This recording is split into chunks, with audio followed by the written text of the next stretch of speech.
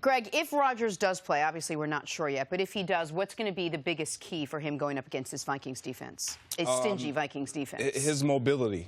His mobility. When you look at this Vikings defense, obviously, number one, Aaron Rodgers wants to play. Do you think he's going to play, though? I think he's going to play. I definitely think he's going to play. I know a lot of people will look at, well, we have so much of the season left to think about. And I get that, but when you think about how he went out last year, it was against this Vikings defense, and then they skid after he got out. But the unique thing about the Vikings defense and the talent that Aaron provides that almost no other quarterback can is his ability to get better when he's outside the pocket and he extends the plays. Well, if he can't do that, he's playing right into the hands of the Minnesota Vikings because their defensive scheme is we want to keep him in the pocket. A lot of teams try to do it.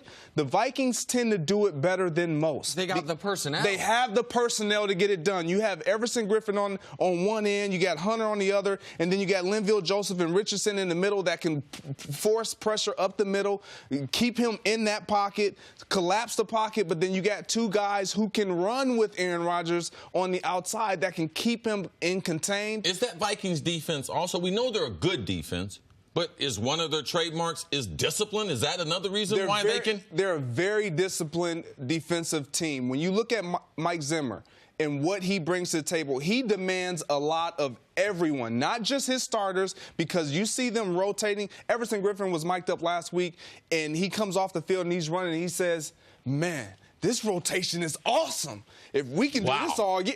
They stay fresh, but he demands the same out of Everson Griffin as he does the fourth and fifth and sixth rotation of man. And so in his secondary, they're very disciplined. You don't see this defensive team getting a lot of penalties, making a lot of forced errors on themselves, shooting themselves and don't give up a lot of big plays. And they do not give up big plays, something that the Packers thrive off when Aaron is outside of the pocket. And I think, I'm sorry to interrupt, everyone, I think, if you think about Sunday night's game, the first image that comes to mind is the pass to Geronimo Allison.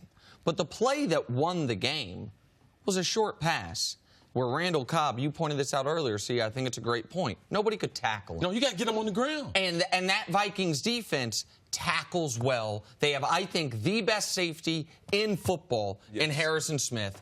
And so, like, they've got the personnel to, it is, I think, the worst team in the NFC and maybe the worst team in the NFL. It's them or the Jags to have a quarterback compromised against, to have a quarterback who relies on his mobility the way Aaron does to not be mobile. If he could not have gotten away with what he did against Sunday against this team. As good as the Bears defense is with Khalil Mack and as good as they were last year, an underrated defense, it helped that Mack wasn't a huge part of the second half because you don't have a pitch count, but it also helped that the Bears don't have the D-line the Vikings do. And so you saw Rodgers dragging his leg. The Bears don't have the secondary the Vikings do. It's a great point. They got a great linebacking core that got even better with Mack, but they don't have the personnel. Like, it's a danger. Football's dangerous no matter what.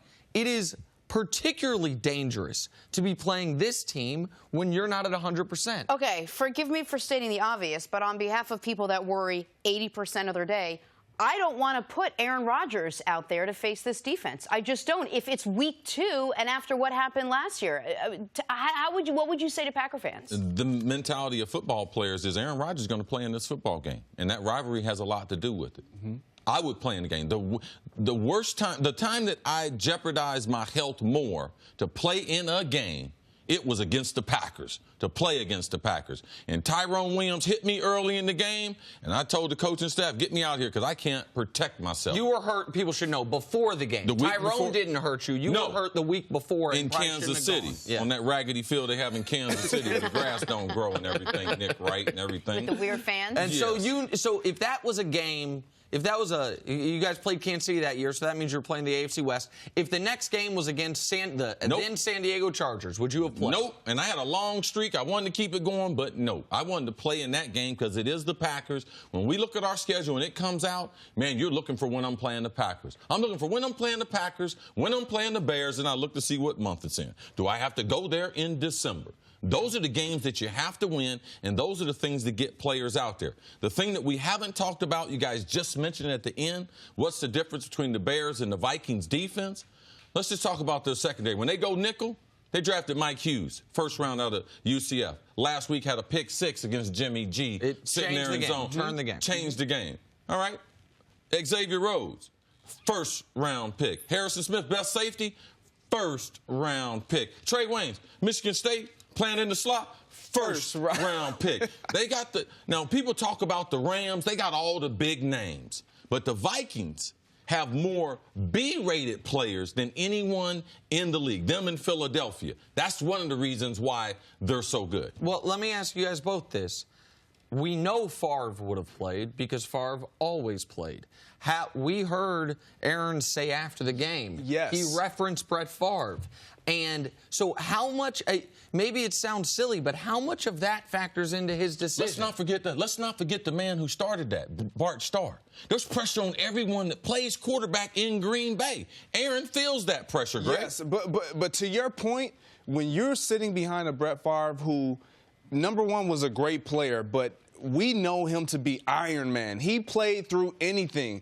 Well, Aaron Rodgers has been hurt, so he's not Iron Man, but his ability to come back from injury is pretty impressive at the quarterbacking position. We thought he was through last year with that collarbone injury. He came back and he tried to play, and had they won against Carolina, maybe we would have saw him more. So him playing through injury and coming back and showing the resilience, that's kind of his trademark. So to be out there, to your point, it's a rivalry game. He's playing against a team that knocked him out. And if he doesn't play, his team has no chance.